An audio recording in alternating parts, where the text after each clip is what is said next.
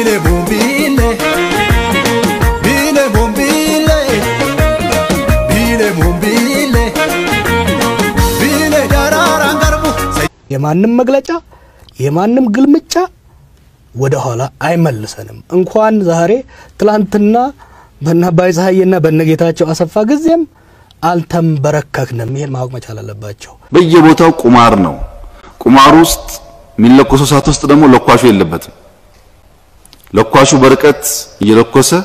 ሌሎች ምስኪኖች ደሃዎች አርሶ አደሮች ጉዳዩን የማያውቁ ሰዎች የሚጎዱበት ነገር ስለሚፈጠር ይሄን ባህል ለመቀየር አስፓየር ምናደርግ መንግስት ለመሆን ምንፈልግ ኃይሎች በሙሉ ከወዲሁ ብንሰራበት ጥሩ ይሆናል ሰላም የዛሃበሻ ቤተሰቦች እንደምናላችሁ በዛሬው ዕለት የማቀርብላችሁ ጽሁፍ መቀመጫውን ቤልጂየም ያደረገው የኢትዮጵያ የሰብአዊ መብት ተሟጋች ድርጅት ዋና ዳይሬክተር የሆኑት አቶ ያሬድ ኃይለማርያም የዛፍና የጦጣ ፖለቲካ ሲሉ በወቅታዊ ጉዳዮች ዙሪያ የጻፉትን አጭር ጽሁፍ ይሆናል አብረን እንከታተለው ዓላማቸው እኛን ማጋጨት ነው በዚህ አመራሩ በኦሮሞ ፍለፊት ያለን ሶስት ሰዎች ነን አብይ አለ ለማ አለ እኔ አለን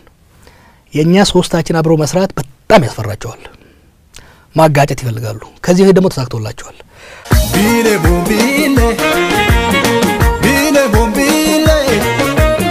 ቢሌ ቦምቢሌ ቢሌ ዳራራን ገርቡ የዛፍና የጦጣ ፖለቲካ አብይም የዛፍ ፖለቲካውን ጃዋርም የጦጣ ፖለቲካውን እንዲያዙ አቻችሎ ሊያኖር የሚችል አገር መፍጠር ይቻል ይሆን ብዬ አሰብኩና ለጊዜው የመጣልኝ መልስ ሁሉም ከህግ በታች ሲሆኑ እዲያው ገብስ ይሆናል ብዬ ተውኩት ዛፍና ጦጣን ያቀናጀው ተፈጥሯዊ መተሳሰር በእኛ ፖለቲካ ውስጥ ቁልጭ ብሎ ይታያል አብይ ያለ ጃዋር ያለ አብይ አይነት ነገር በአደባባይም ሲነገር እንደምሰማው እኛ ባንታገል ኖሮ እነ አብይ ስልጣን አይዙም ነበር የሚልና እነ አብይ ባይሆን ኖሮ ስልጣን ላይ ያሉት ሰዎች ጃዋር ዛሬ ከጦጣ ጋር የሚጫወተው ቂሊንጦ ማረሚያ ቤት ይሆን ነበር የሚል እኔ እዚህ ሀገር በመጣወት መንግስት የሚባል ፈርሶ ነበር ኦሮሚያ ውስጥ ጃዋር በኢትዮጵያ ፖለቲካ ውስጥ የጦጣን ገጸ ባህሪ ተላብሶ ታዩበታላችሁ በብዙ ንግግሩና አስተሳሰቡም ውስጥ ይህንን ባህሪውን ታዩታላችሁ ከጠቅላዩ አንስቶ ያሻውን ያዋርዳል አንዳንዴም ሊያስፈራራና ሊያሸማቀቅም ይሞክራል የሚፈልገውን ሰው ይከባል የካቦውን ሰው ሲፈልግ ከአፈር ይቀላቅለዋል አንዳንዴም በህዝብ ላይ ይሳለቃል አንዳንዴም ልክ እንደሚያጫውታ ጦጣም ከዛፍ ዛፍ እንደልቧና በፍጥነት እንደምትንጠላጠለው ሁሉ እሱም ከአንድ አስተሳሰብ ወደ ሌላኛው ጫፍ ከአንድ ስራ ወደ ሌላ ስራ ለመንጠላጠል ጊዜና ቦታ ማይገድቡትም ሲምፕል ዴጃቡ ነው አሁን ሲቹዋን መስራት የማይንድ ጌም ነው መጫወት የሚፈልጉት አብይን አንደርማይን ለማድረግ ነው አብይ የኦሮሞ መሪ ነው የኢትዮጵያ ጠቅላይ ሚኒስትር ነው እኔ እንደ አንድ አክቲቪስት እና አንድ ኢንተሌክቹዋል እሱንም ተቻለው አስፈላጊ ሲሆን ህዝባችንን እናንቀሳቀሳለን የለውጡ መሪ እሱ ነው ባለፉት 2 አመታት ከልክ በላይ በራችንን የከፈትንና ከልክ በላይ ካንዱ ወገን ጋር የደነሰን ነው የሚመስለኝ ቢመቻቸው ለነሱ ሰርግና ምላሽ የሚያለው እኔ አብይና ለማ ብንጠላላና ብንጠፋፋ በቃ ሰላታቸው ደረሰ ያ ግን አይሆንም ምክንያቱም ከታሪክ ለምደናል እነሱ እንደሚያስቡት ዝም ብሎ ጅሎችም አይደለንም ምናቃቸው ብዙ ነገሮች አሉ ከዚህ አንፃር አብይ የኢትዮጵያ ጠቅላይ ሚኒስትር ነው ይሄን ሀገር እንደሚመራ ሰው ኃላፊነት አለበት የለውጥ አቀንቃኝ አክቲቪስት የፖለቲካ ተንታኝ የሚዲያ አስተዳዳሪ የሀገር ሽማግሌ የፖለቲካ መሪ ሲነጋ ሌላ ሰው ሆኖ ልታገኙት ትችላላችሁ በዛ ብቻ ሳይወሰን ለብዙ ሰዎች ህይወት አደጋ ላይ መውደቅ ምክንያት የሆነ ፖለቲከኛ ነው በህግ የሚያስጠይቁትን በርካታ ነገሮች በማን አለብኝነት የሚፈጽም ግን ጥያቄ የሌለው ሰው በ6 ወር ውስጥ ወያኔን አንበርክከን ስልጣን እንይዛለን ያሉ ሰዎች ከ10 አመት በኋላ ቄሮ ሀገር ነፃ ወጥቶ ነው ያስገባቸው የማንም መግለጫ የማንም ግልምጫ ወደ ኋላ አይመልሰንም እንኳን ዛሬ ትላንትና በእናባይ ፀሐይና በነጌታቸው አሰፋ ጊዜም አልተንበረከክንም ይሄን ማወቅ መቻል አለባቸው ጠቅላዩ ደግሞ የኢትዮጵያን ፖለቲካ ልክ እንደሚተክሉት ዛፍ የሚያዩት ይመስለኛል ገና ችግኝ ከቁርጭምጭሚት ከፍ ያላለ እርሳቸው ውሃ ጠጥተው አፈር አሳቀፈው ሊያሳድጉት ቆርጦ የተነሱ መሆኑን በብዙ ንግግሮቻቸው ውስጥ ይደመጣል የዛፍ እድገቱ አዝጋሚ ነው ፍሬ ለማፍራትም ሆነ ጥላ ለመሆን በርካታ አመታትን ይፈልጋል የኢትዮጵያን ፖለቲካ ከችግኝነት ወደ ዛፍ ለመድረስ ቆርጠው የተነሱ ይመስላሉ በፖለቲካው ጉዟቸውና በተለይም ከለውጡ ጋር በተያያዘ አንዳንድ የሚወስዷቸው እርምጃዎች አገሪቱ የገባችበትን አጣብቂኝና አጣዳፊ ሁኔታን ያላገናዘበና አዝጋሚም የሚሆኑት ለዛ ይመስለኛል። በሚያሳፍር ሁኔታ ራሻ እንዴት ተበተነች የቲቶ መንግስት እንዴት ተበተነ ብሎ ምሁራን ቀጥሮ የሚያስጠናል ኢትዮጵያ ውስጥ መፍረስን መውደቅን መክሰርን ታሳቢ አድርጎ ጊዜ የሚያባክን ኃይል አለ ሐሳቡም ይከስራል እሱም ይከስራል ኢትዮጵያ በልጆቿ በእውነተኛ ልጆቿ ለዘላለም ትቀጥላለች በልባቸው ውስጥ የኢትዮጵያን ፖለቲካ ልክ እንደ ችግኙ የሚያዩት ይመስለኛል በመሃል የሚነሱትን ግርግሮች የፖለቲካ ትኩሳቶችና ውጥረቶች ልክ ንፋስ ዝናብና ፀሐይ እንደሚፋረቁበት ችግኝ የሚቆጥሩትም ይመስላል በውስጣቸው ችግኙ ይሄን ሁሉ ፈተና ተቋቁሞ ዛፍ ይሆናል የሚል ጽኑ እምነት ያለ ይመስላል የምንናገረውን ዲሞክራሲ የምንኖረው እንዲሆን የምንናገረው ዲሞክራሲ ለኛም ለሌላም የሚሰራ እንዲሆን እኔ ወንድሜን እህቴን አክብሬ እንደ ዜጋ እኩል መሆናችንን ማመን ያስፈልጋል በሆነ መመዘኛ እኛ ከፍ ያልን የመሰለን እንደሆነ ያነሰው ማሸነፍ ባይችል ማጥፋት ይችላል እንግዲህ ይህን የዛፍና የጦጣ ተፈጥሯዊ መስተጋብር ሁለቱ ሰዎች በኢትዮጵያ ፖለቲካ ውስጥ ተሳክቶላቸው ይተገብሩታል ወይ የሚለው ነው ትልቁ ጥያቄ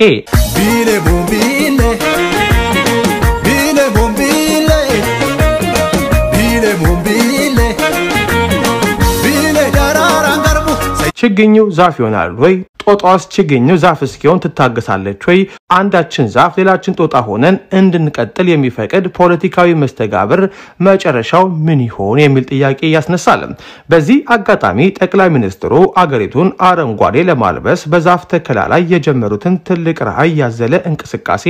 ከልቤ አደንቃለሁ ጃዋርም ከጦጣዋ ጋር የመጫወት መብቱን ሙሉ በሙሉ አከብራለሁ መልእክቴን ከዛፍ ተከላውና ከጦጢት ጋር በቀጥታ እንዳታያዩ ታደራ ማተኮር የፈለኩት የህግ የበላይነትን ጥያቄ ውስጥ የከተተውን የሁለቱን ሰዎች ውል አልባ ቁርኝት ነው ቤዚካሊ አላማቸው እኛን ማጋጨት ነው በዚህ አመራሩ በኦሮሞ ፍለፊት ያለን ሶስት ሰዎች ነን አብይ አለ ለማ አለ እኔ አለን የኛ ሶስታችን አብሮ መስራት በጣም ያስፈራቸዋል ማጋጨት ይፈልጋሉ ከዚህ ደግሞ ተሳክቶላቸዋል የዛፍና የጦጣ ፖለቲካውን በሚቀጥለው ሐሳብ ልዝጋው በአንድ ቀን ተከብብ ያለው በማለት 86 ሰዎች ሲገደሉ አምነስቲ የት ነበር ስለነሱስ እንዴት አይዘግብም ዜጎች አይደሉም ወይ ኢትዮጵያውያን አይደሉም ወይ ይላሉ ጌታቸው ባልቻ የኦሮሚያ ኮሚኒኬሽን ጉዳዮች ቢሮ ኃላፊ ጌታቸው እርሶስ የት ነበሩ እርሶና ጓደኞቾት አገሪቱን የምታስተዳድሩት ሰዎች የማንን ጎፈሬ ያበጠራችሁ ነበር በዚህ ጉዳይ ላይ አምነስቲ አልዘገበም እንጂ ቢዘግም ምን ብሎ ሪፖርት ያቀርብ እንደነበር ያውቃሉ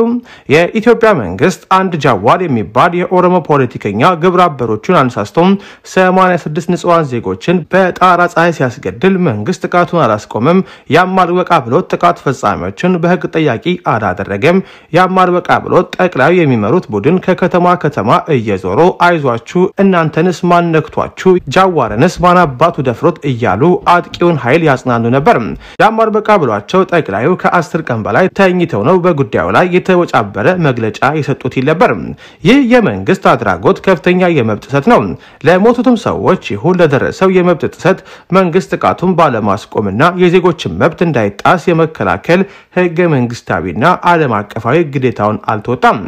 86ቱን ዜጎች የገደሉና ግድያውን ከዳር ቆመው የተመለከቱ የመንግስት አካላት ለፍርድ ይቅረቡ ብሎ ነው መግለጫ ቢያወጣ እንኳን ሊናገር የሚችለው እባካችሁ የመንግስት ኃላፊዎች ተዋርዳችሁ አገሪቷንም ለአዋራጅ አሳልፋችሁ አትስጧት አታዋርዷትም ተዋርዳችሁ ህዝቡንም አታዋርዱትም ይህች ሀገር በእነማን እጅ ያለችው አታስብሉም በተጠያቂነት ደረጃ ለ86 ሰዎች ህይወት መጥፋት በጃዋር ድርጊቱን በቀጥታ በፈጸሙ ሰዎችና ድርጊቱን እንደ ድራማ ዳር ቁጭ ብለው በተመለከቱት በርሶና በመሰል ባለስልጣናት መካከል ልዩነት የለም ጠያቂ ሲኖር ሁላችሁም እንደየድርሻችሁ ትጠየቁበታላችሁ እንዲህ ብሎ በአዳባይ ሊያውም ለሚዲያ መግለጫ መስጠት ግን ነውር ነው ኢትዮጵያ ውስጥ ሐሳቦቻችን እንዲደመጡ ኢትዮጵያ ውስጥ ፍላጎቶቻችን እንዲነገሩ ማድረግ መቻል ሁላችን አሸናፊ ያደርጋል ከዛ በተቃርኖ የቆመው ማንኛውም ሐሳብ እኔ ካልተደመጥኩ ኢትዮጵያ አታስፈልግም እኔ እንደዚህ ካልሆንኩ ኢትዮጵያ አትሆንም የሚለው ሐሳብ